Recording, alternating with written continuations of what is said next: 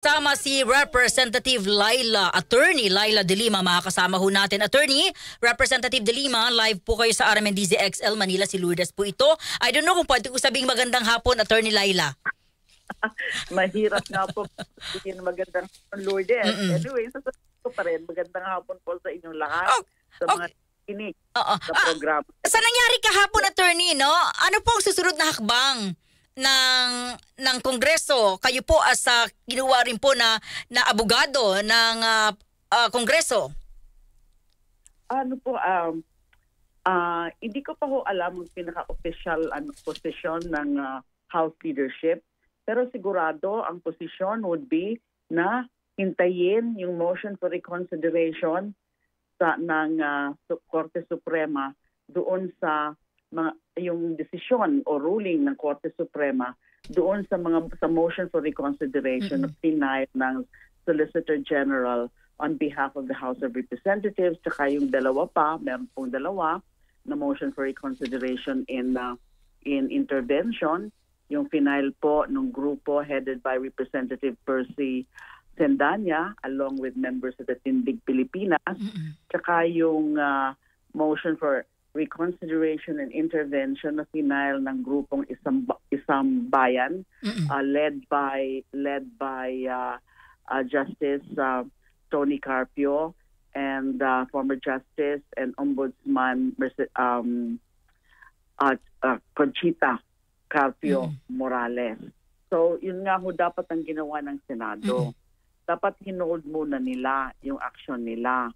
Yung tama yung pinopropose dapat ng dating Senate President and the Minority Leader, Tito Soto, na ilay muna sa table, meaning i-suspend muna, gawin munang pending na lang muna yung action instead of in-archive.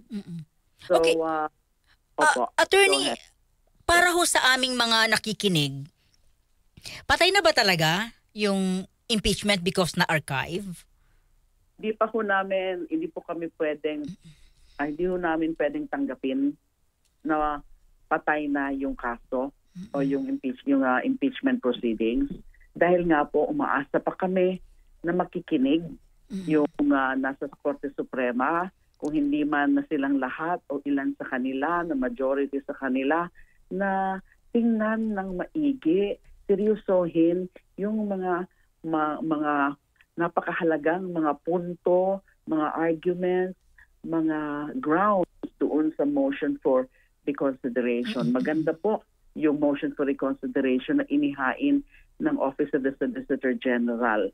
Seryoso at mga valid yung mga grounds and arguments. Umaasa kami ng yung mga miyembro ng Korte Suprema, yung mga ating mga justices, ay pag-aralan ng husto at tingnan yung sinasabing mga kamalian kasi meron ho talagang mga mali. Kasama na yung mga factual conclusions na tila baga ay iba yung informasyon o iba yung pagkakaintindi nila nung mga facts na yon, yung mga naging proceedings noon, yung sa paglagay sa order of business sa kapag-take up ng fourth impeachment complaint sa plenary. At yung tungkol din po doon sa pagdagdag nila ng mga requirements. Kapag ay yung mode of impeachment na pinili ay yung 1/5 na diretso na i-file ng mga miyembro ng House of Representatives. Dinagdagan ng mga requirements kahit wala yun sa Constitution, wala yun sa rules. So tila baga nag-engage ng constitutional amendment ang Korte Suprema sa desisyon nila na hindi naman po sakop yan ng kanilang kapangyarihan. Ang pag-i-introduce o pagpo-propose po ng amendment ay nakalagay yan sa Constitution at hindi it's either nga Constitutional Commission or Constitutional Convention o kaya yung initiative by the people. So pero wala yung tungkol doon sa mismo ang Korte Suprema ang magbabago o mag-a-amend ng konstitusyon. Pero attorney, sandali po, Representative De Lima, ano pa rin po ba yung aasahan? Ito, usaping pang-abogado, ano po? Ano rin po ba yung aasahan? Unanimous ang desisyon ng Korte Suprema. Hindi pa rin kami, alam niya, yes, tama yun na parang suntok sa buwan na mapabaliktad pa dahil nga unanimous. Pero bakit naman tayo tatanggapin na lang yun? Na hindi ibig sabihin hindi natin nilirespeto ang Supreme Court. Ang ano natin is that dapat siguro ay tanggapin din nila na may mga mali din doon sa mga naging desisyon nila. At yung mga mali na yon ay malaking bagay na pwedeng magpabago ng kanilang naging desisyon na dineclare nila as unconstitutional yung fourth impeachment complaint at sinabi na hindi nagkaroon ng jurisdiction ang Senado. Yung ganong ruling, yung ganong conclusion was based kasi dun sa misinterpretation of the facts. Kaya mali yung kanilang conclusion na unconstitutional daw dahil hindi daw tamang proseso ay maling interpretasyon ng mga pangyayari. So, kahit suntok sa buwan, almost, improbable, talagang improbable, pero sabi nga ni San Bam Aquino, it doesn't mean impossible. Alam niyo na, hindi ba nagkakaroon naman tayo ng milagro? Opo. So, siguro naman dito baka meron din milagro na, lighten yung karamihan ng mga miyembro ng Korte Suprema. Okay, Representative De Lima, ano po yung impact dito sa inyo po? Ano po yung impact na naging desisyon ng kinaramihan sa mga senador kagabi sa usapin na impeachment? Ano po yung impact nito sa publiko? Ang pinapakita niyan ay meron silang pinagtatakpan.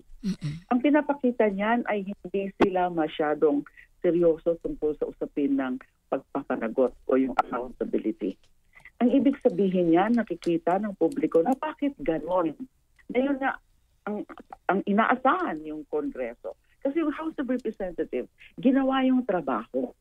Ngayon naman, yung Senado, ay imbes na gawin, ganyan na alam mo na, ituloy yung trial. Unang-una, inupuan. February 5 pa, sinasmit yung articles of impeachment sa Senado. Anong ginawa ng Senate President? Inupuan. Kung ano-anong mga rason, kung ano-anong mga excuse, dahilan yung mga sinabi. And then, tapos ganito, sila na-delay. Dahil lang sa isang desisyon, at kahit nga sinabing immediately executory, hindi naman ibig sabihin yan, final na.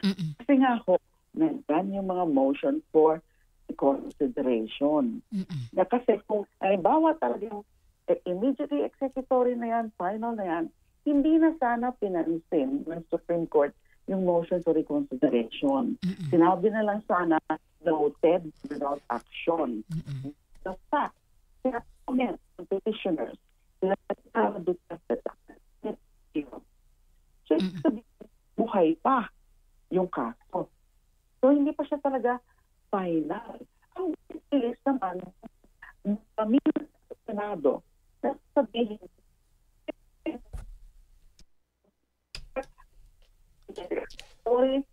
ayaw na rin nila. Yung una pinopost ni Senator Marcoleta is dismissed. Pero minodify nila yun. Ginawa nila na archive. Pero halos pareho rin lang naman ang ibig sabihin. Although the only difference, sabi nga ni former Senior Associate Justice Tony Carpio, is that at least yung pagkasabi, since archive yan, hindi pwedeng i-dismiss na lang basta sa Supreme Court based on mootness. Kasi kung sa Supreme Court, pwedeng sabihin, madali lang sabihin ng Supreme Court na moot na itong kaso. Kasi wala na-dismiss na ng Senado. Pero dahil na archive, so ibig sabihin, pwede pang i-resolve yung motion for reconsideration based on merit, hindi sa mootness. Yun naman ang pagkakaiba. The practical effect, para na rin tinatay nila yung impeachment case, yung impeachment proceedings na in-archive nila na ganun kabilis. Bakit sa guntong ito, napakabilis nila. Pero nung unang tinasmit sa kanila, yung articles of impeachment, napakabagal, inupo sila. Nagdili-dali sila. Inistall nila. So yun yung nakakapagtaka. Pero Representative, linawin ko lang po, no? Aminado kayong pinatay na po nila yung impeachment. Parang gano'n na rin ang effect. Gano'n na lang ang effect. Although, sabi na nga, pwede naman namin i-revive. So, mas maganda sana na wala na muna silang action habang diniresolve pa ng Supreme Court yung motion for reconsideration. Na nandyan pa. Pwede pa natin i-consider yan. Depende kung ano ang desisyon ng Supreme Court. Yung pagka-archive kasi, para bang wala na yan. Yung pag-court. Diba hindi nga sa dismissal, out dismissal. So yung archive, yung parang wala na, hindi na namin yan papansinin. So paano yan? Ano yung, dapat parang hindi sila masyadong seryoso kung sabihin ng accountability. Tapos ang sasabihin pa dito, lang yun, after 1 year, to February. Iba na namang usapan yun. Kasi nga, bakit pa tayo maghihintay ng 1 taon pa na pwede naman natin umpisahan na ngayon? Kasi nandyan yung mga ebidensya pa. Paano kung mawala na yung mga ebidensya na yan? O lumabnaw na? O kaya yung mga prospective witnesses ay wala na? Ay mawawalan na ng gana. Okay. Attorney Representative De Lima, so sabi ho ng kapatid, di ba, wala, talo na kayo. Ano po yung tugon doon, Representative De Lima? Hindi pa po kami talo, lumalaban pa po kami. Kapag nasa tama po, kailangan lumalaban. Kapag nasa tama, kailangan pinaninindigan. Kahit napakahirap ng mga pangyayari. So wag naman pong ganun, natalo na, kasi hindi pa po. Natalo sa Senate kasi ganun ang ginawa, pero umaasa pa kami sa Supreme Court. Meron pa talagang remedyo. Huwag naman sana silang ganun. Kasi sigurado kami, nasa tama kami. Kasi we are just trying to uphold accountability. Representative Attorney Laila De Lima, ma'am, maraming salamat sa inyo. Mabuhay po kayo. Magandang hapon po. Magandang hapon din po. Thank you also so much, Lourdes. DZ